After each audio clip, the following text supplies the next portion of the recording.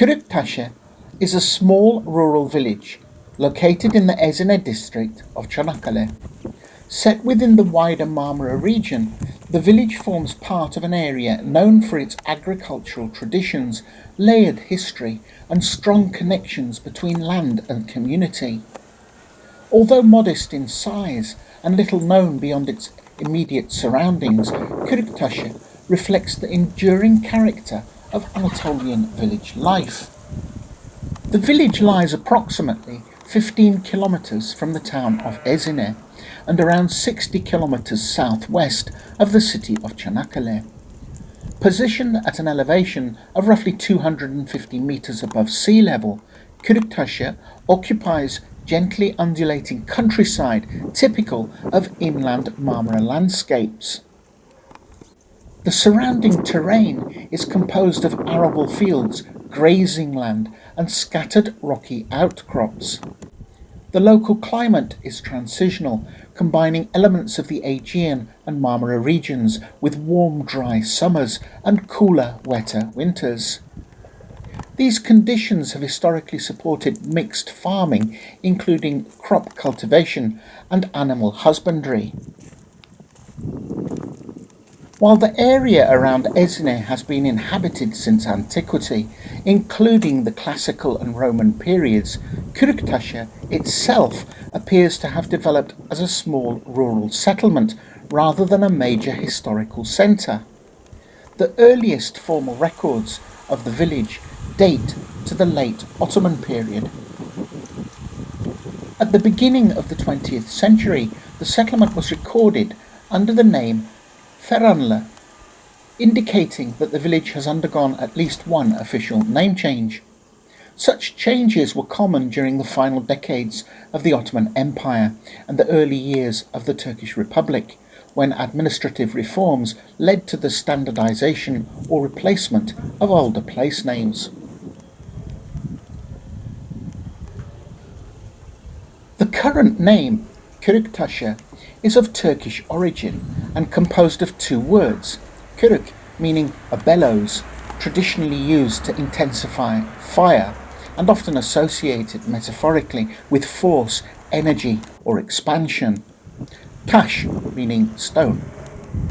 Place names ending in taş are common in rural Anatolia and usually refer to a notable stone, rocky formation or geological feature in the local environment. Although no definitive historical explanation survives, the name Körüktaşı most likely refers to a distinctive rock or stone feature that once served as a local landmark. Based on available historical records, Körüktaşı is likely to be several centuries old, with its development tied to agricultural expansion and settlement patterns during the Ottoman era. Like many villages in the Ezine hinterland, it probably emerged as a small farming community serving local landowners or pastoral families rather than as a planned settlement. Over time, the village evolved gradually, shaped by farming cycles, family lineages, and regional administrative changes. Its long continuity reflects the stability of rural settlement patterns of this part of northwestern Anatolia.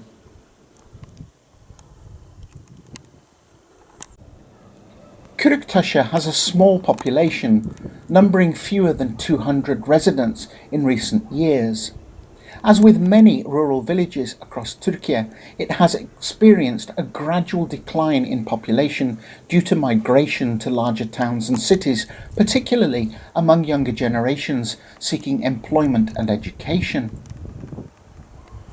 Those who remain are often older residents or families with strong ties to agriculture and the land. Seasonal movement between the village and urban centres is common, with some households maintaining homes in both.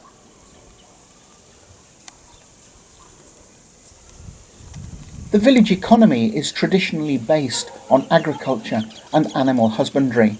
Local residents cultivate field crops and maintain small-scale livestock, including cattle, sheep and poultry.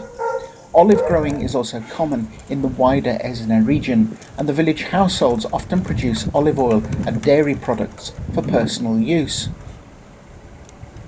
Körüktaşı lies within a district renowned for its dairy heritage, particularly Ezine cheese, and although the village itself does not operate large commercial facilities, pastoral farming remains central to daily life.